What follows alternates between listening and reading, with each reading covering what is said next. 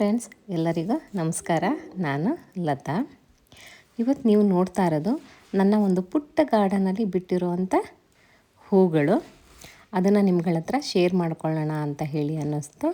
ಹಾಗೆ ಕೆಲವೊಂದು ಮಾತುಗಳನ್ನ ನಿಮ್ಮ ಹತ್ರ ಹಂಚ್ಕೊಳ್ಳೋಣ ಅಂತ ಹೇಳಿ ಅನ್ನಿಸ್ತು. ಅದರಿಂದ ಈ ವಿಡಿಯೋನ ಶೇರ್ ಮಾಡ್ತಾಯಿದ್ದೀನಿ. ನಾನು ನಿನ್ನೆ ಒಂದು ಮನೆ ಗೃಹಪ್ರವೇಶಕ್ಕೆ ಹೋಗಿದ್ದೆ. ಮನೆ ತುಂಬಾ ದೊಡ್ಡದಾಗಿತ್ತು. ಆದರೆ ಅಷ್ಟು ಜಾಗನೂ ಅವರು ಯೂಸ್ ಮಾಡ್ಕೊಂಡಿದ್ದೀವಿ ಅಂತ ಖುಷಿಯಾಗಿ ಹೇಳ್ತಿದ್ದಾರೆ.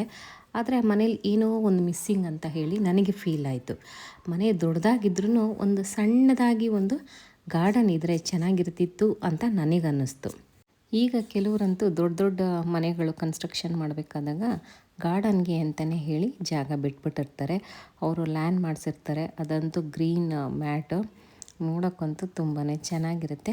ನನಗೆ ಅಷ್ಟೊಂದು ಜಾಗ ಇಲ್ಲ, ಆದರೆ ಇರೋ ಜಾಗದಲ್ಲೇ ಆ ಹೂವಿನ ಸೌಂದರ್ಯನ ನೋಡ್ತಾ ಇದ್ದೀನಿ. ಕೆಲವೊಂದು ಗಿಡಗಳನ್ನ ನಾನು ಪಾಟಲ್ಲೇ ಇಟ್ಟು ಬೆಳೆಸ್ತಾ ಇದ್ದರೆ, ಇನ್ನು ಕೆಲವೊಂದು ಗಿಡನ ನನ್ನ ಮನೆ ಪಕ್ಕದ ಸೈಟು ಖಾಲಿ ಇತ್ತು. ಅಕ್ಕಪಕ್ಕದವ್ರನ್ನ ವಿಚಾರಿಸಿದಾಗ ಇದು ಯಾರ್ದು ಅಂತ ಹೇಳಿ ಗೊತ್ತಿಲ್ಲ, ಯಾರೂ ಬಂದೇ ಇಲ್ಲ ಅಂತ ಹೇಳಿದ್ರು. ಸರಿ ಅಂತ ಹೇಳಿ ನನ್ನಲ್ಲಿರೋ ಕಟ್ಟಿಂಗ್ಸ್ಗಳನ್ನೇ ನಾನೇ ಕಾಸು ಕೊಟ್ಟು ಕ್ಲೀನ್ ಮಾಡಿಸಿ ಗಿಡಗಳನ್ನ ಹಚ್ಕೊಂಡಿದ್ದೀನಿ. ಇವಾಗಂತೂ ನನ್ನ ಪೂಜೆಗೆ ನಮ್ಮ ವಾರದ ದಿನಗಳಲ್ಲಿ ನೀವು ನೋಡಿದ್ರೆ ಸಾಕಾಗುವಷ್ಟು ಹೂವು ನನಗೆ ನನ್ನ ಗಿಡಗಳಿಂದನೇ ಸಿಗುತ್ತೆ. ನಾನು ಹೊರಗಡೆ ತರಲಿಕ್ಕೆ ಹೋಗಲ್ಲ. ಇದೆಲ್ಲ ಯಾವಾಗ ಸಾಧ್ಯ ಆಗುತ್ತೆ ಅಂದರೆ, ಸುಮ್ಮನೆ ನೀರು ಹಾಕಿದ ತಕ್ಷಣ ಗಿಡಗಳಂತೂ ಬರಲ್ಲ. ಇವಾಗ ನಾವು ಅದಕ್ಕೆ ಗೊಬ್ಬರ ಕೊಡಬೇಕು, ಯಾವ ಟೈಮಲ್ಲಿ ಕೊಡಬೇಕು ಅಂತ ತಿಳ್ಕೊಂಡಿರಬೇಕು. ನೀರು ಕೊಡಬೇಕು, ಜಾಸ್ತಿ ಆಗುತ್ತಾ ಕಡಿಮೆ ಆಗುತ್ತಾ ಅದು ಕೂಡ ತಿಳ್ಕೊಂಡಿರಬೇಕು.